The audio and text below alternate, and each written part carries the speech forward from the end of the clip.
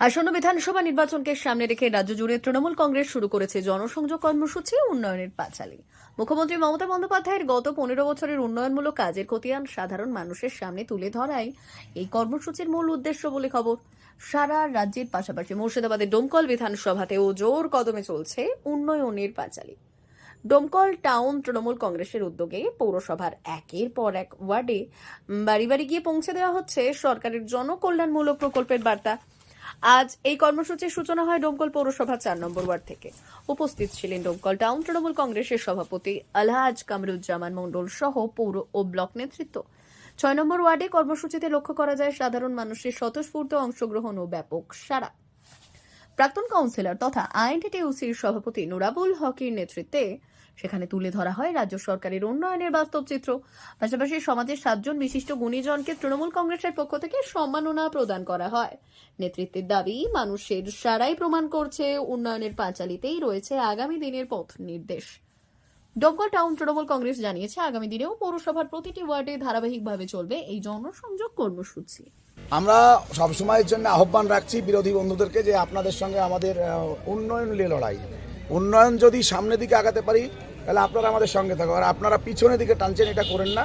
আমরা আহ্বান রাখছি যে আপনারা আসুন, শুনুন এবং উন্নয়ন কিছু চান যে এই জিনিস করতে হবে, যদি দিদি সেটা না করতে পারে তখন বলেন। তাই আমাদের কাছ থেকে এখন পর্যন্ত কোনো বিরোধী দল বলেনি যে দিদি উন্নয়ন করেনি। ওরা বলছে উন্নয়ন করেছে, কিন্তু আমাদের এটা একটা ব্যবসা টাইপের ছিল। আমাদের এই দল ছিল, এই দল যদি আজ আমরা আপনাদের সাথে চলে যাই তার কোনোদিন আমরা দলটা করতে পারবো না, এই একটা ওদের ভাষা। তাই আমাদের কাছে সরাসরি ওরা আসতে পারবে না, কারণ ওরা তো যা করেছে 34 বছরে, দিদি 15 বছরে যা করেছে এই 100 বছরে হবে না। কারণ সরাসরি প্রত্যেকটা বাড়ির ফ্যামিলির দায়িত্ব দিয়েছে দিদি, আপনারা সবাই জানেন। উন্নয়নের পাঁচালী 15 বছরে বাংলার মুখ্যমন্ত্রী মমতা বন্দ্যোপাধ্যায় যে উন্নয়ন করেছে সেই উন্নয়নের পাঁচালী আমরা বই নিয়ে আমরা প্রত্যেকের বাড়ি বাড়ি যাচ্ছি এবং সেখানে মায়েদেরকে, বোনেদেরকে জিজ্ঞেস করছি আপনারা লক্ষ্মীর ভাণ্ডার, কৃষক বন্ধু প্রকল্পে এবং কন্যাশ্রী, রূপশ্রী আপনারা পেয়েছি কিনা সঠিকভাবে আমরা সেগুলো দেখছি। যাদের হয়নি তাদেরকে আমাদের সঙ্গে এবং সরকারের সঙ্গে যোগাযোগ করার জন্য বলছি। আমরা প্রায় 1 সপ্তাহ থেকে আমরা আলহাজ কামরুজ্জামান মণ্ডল মহাশয়ের নেতৃত্বে, বাংলা নেত্রী মমতা বন্দ্যোপাধ্যায়, বাংলার আইকন অভিষেক বন্দ্যোপাধ্যায় এবং এখানকার কোঅর্ডিনেটর সমীর ঘোষের মহাশয়ের যে আমাদেরকে টিম ওয়ার্ক করে দিয়েছে, সেই টিমের আমাদের লিডার হচ্ছে আলহাজ কামরুজ্জামান মণ্ডল মহাশয়। তার নেতৃত্বে আজকে এই 4 নম্বর রোডে এসেছি আমরা।